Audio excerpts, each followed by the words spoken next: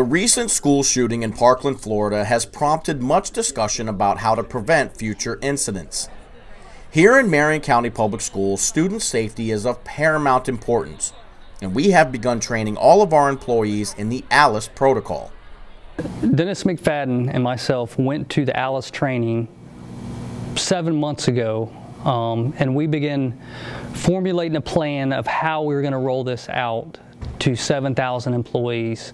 And we've been working on the PowerPoint, the information that's been put out, so we can roll it out in a way that everybody understands what they're supposed to do in an event like this was happening. So this has been in the works for some time. In 2013, most of the federal government has recommended that we move from a traditional lockdown to a multiple options-based response, and that's just giving options for the staff and the students on site. You just don't know what scenario you're going to encounter, and you want to be able to react in the safest way and create distance and time from an active shooter. A.L.I.C.E stands for Alert, Lockdown, Inform, Counter, and Evacuate. So this morning, North Marion High School went through the A.L.I.C.E training conducted by Mr. Collins and Mr. McFadden. And the reason why we went through this training this morning is because it's the new protocol for lockdowns and active shooter scenarios that allows staff and students to have a more aggressive role. It gives them options of ways that they can counterattack, that they can evacuate if they need to. It's a much more encompassing approach to violence on our schools and puts the control back in the hands of those that have previously been victims. And we chose North Marion High School to do this training at because of my personal experience at a previous school in Polk County where we were on a 5-hour code red lockdown. At the point in time that we were on the lockdown, we did think that it was an active shooter situation. It ended up being an airsoft gun, but still for that 5 hours we were doing everything we could to keep everyone safe. And that was the old traditional lockdown where you lock down and you waited for what might come. The new A.L.I.C.E program is you lock down, and then if you have to, you take care of the situation in the most aggressive way that you can. It is a proven protocol that has saved lives at other schools, and I'm really excited to have it coming to Marion County and especially to North Marion High School because it gives us back our voice. It gives us options that we can do where we don't just have to wait to be a victim. I'm just really happy that they chose North Marion High to launch the program. We're very pleased that we were the example school to send this out to the other schools in the county, and obviously to the other school leaders I can say this was an extremely important training, that the questions that came out of it from our staff were very relevant, and I hope that it goes as well at their school. Well, here at Marion Technical College we started classes January the 3rd. We have 23 different career training programs that we offer in addition to continuing workforce education, recreational fee classes such as photography and sewing, and then also GED for adult students and ESOL for students who do not speak English as their first language. So we have a lot going on right now.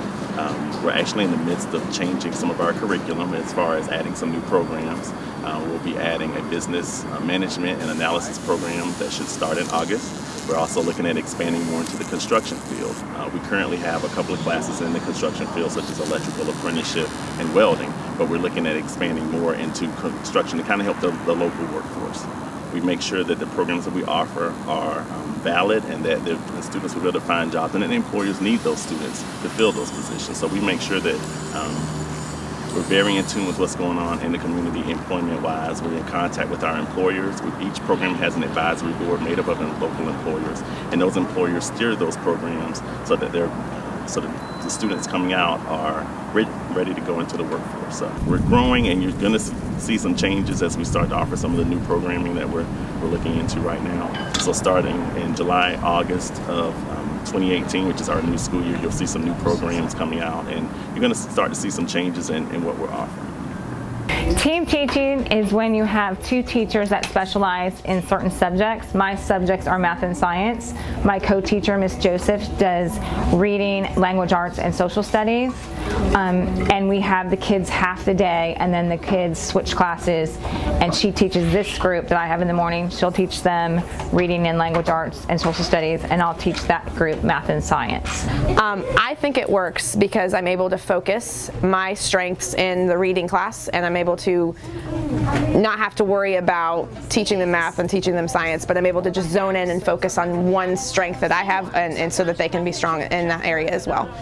And I can do it twice, so I'm kind of able to improve and change and adjust my instruction depending on the kid or the group of kids that I have. First of all, I love team teaching. I really don't want to have to teach every subject, especially in a testing grade. Third grade is the big first year of FSA testing.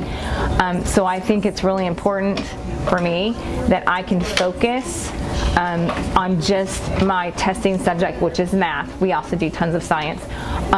But I can just totally focus all my attention on getting them to be able to learn their math skills, to be able to pass that test at the end of the year. And Miss Joseph does the same thing for reading. She can totally focus on the reading skills. So instead of being so diversified with us having to learn so many standards and so many things, I seriously feel like I have a really good grip of what I teach in math. Our math scores went up last year 12 points in third grade, math and science, and I attribute that to being able to really understand my subject material. Really, I'm just so used to it. It doesn't really even come as a strategy for me. It's just natural. I actually started teaching 6 years ago in a middle school, so I was teaching just the one subject anyway. So this is basically what I'm used to. I'm not sure why they started to do it in the elementary school. I'm glad they did.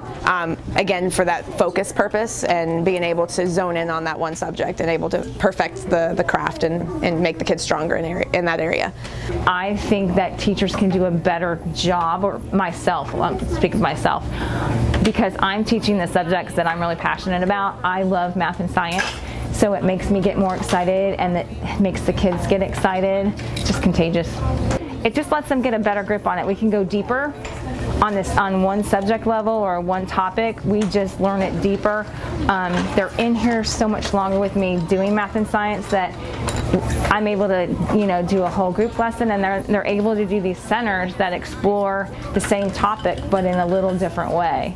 So they're getting all the different, they're hearing it, they're seeing it, they're doing it. Everything about it so far is positive. I build good relationships with the kids. I build good relationships with their parents. We have conferences together, so when a parent comes in and the kid is misbehaving in my class and not in her class, we're able to collaborate and talk about that together, and I'm able to get support not only from the administration but from my partner, which it's really great and really helpful. And the dad is there, the kids showed growth, and I believe they will continue to show growth if we keep the team teaching and up to play. So it's really beneficial all the way around, I think. Quarters to your mark. Set.